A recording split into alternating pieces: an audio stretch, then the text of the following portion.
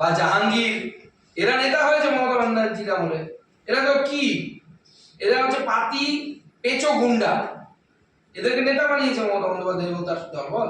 আপনারই আরেক অধ্যাপনার কলিগ সৌগত বাহিনী এলে 100% গুন্ডামি করা যায় না, একটা পার্সেন্টেজ অফ গুন্ডামি তাও হয়, তাদের উপস্থিতিতেই হয়। এবার ভোটে হয়েছে, সেটা আমরা দেখেছি, আমি নিজে ভুক্তভোগিতা।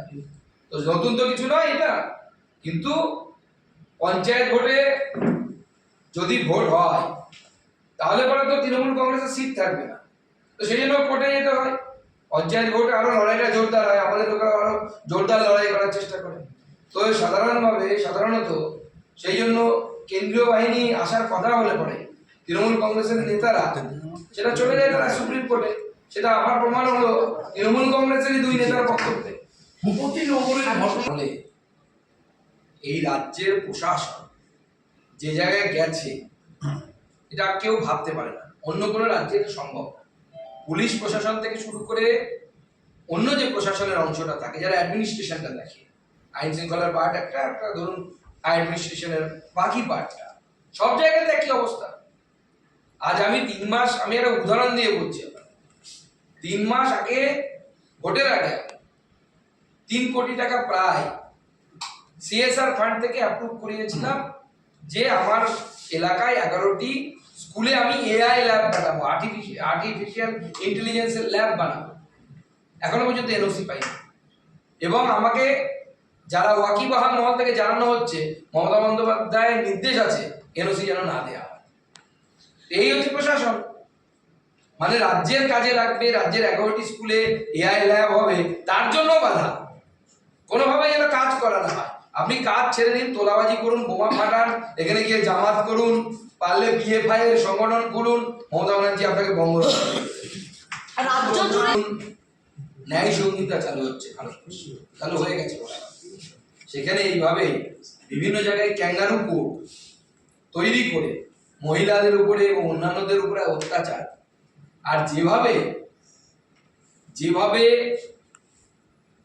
তার সাথে সাথে তৃণমূল কংগ্রেসের একজন নির্বাচিত জনপ্রতিনিধি তিনি বলছেন মুসলিম রাষ্ট্রের কথা, এবং তৃণমূল বুঝতে পেরেছে এটা হয়তো বুমেরাং হতে পারে।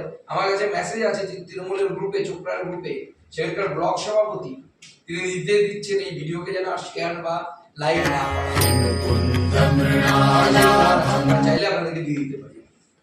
তো এইভাবে তো চলছে রাজ্যটা, অর্থাৎ যা এই ধরনের মাল মেটেরিয়াল আছে এটাকে ভোটের কাজে ব্যবহার করো, আর তারপর কার্পেট দিয়ে চেপে দাও। আর কার্পেটের রংটা বছর বাড়াবেন সেটা তো আমি বলতে পারবো না, সেটা জ্যোতিষী হলে বলতে পারবে। তো ওনার উচিত হবে যারা এই নিয়ম দুর্নীতির সাথে যারা আসল মাথা, সেই মাথাগুলোর নাম উনি বলে দিন।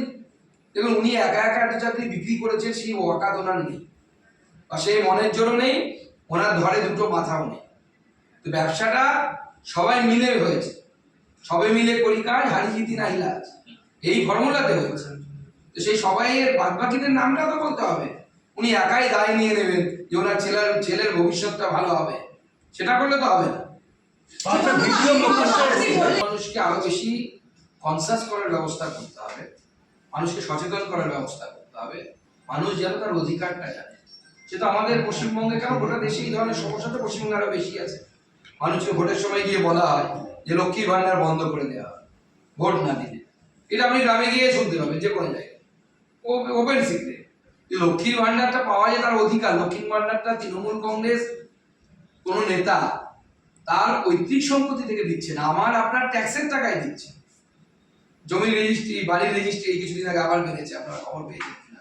পেট্রোলের লিটার পিছু 1 টাকার উপরে সেস বাড়িয়ে দেওয়া হবে, প্রত্যেকটি এই ধরনের খরচ বাড়িয়ে দেওয়া হচ্ছে। তো এই আমার আপনার পকেটের টাকা থেকে দেওয়া হচ্ছে। তৃণমূল কংগ্রেসের ক্ষমতা নেই যে সেই লক্ষ্মীর ভান্ডার বন্ধ করে দেয় কারো, তবু মানুষ ভয়ে ভোট দেয় না অনেক সময়। আজকে বাগদায় দেখা গেল একটি বিশেষ ঘটনা,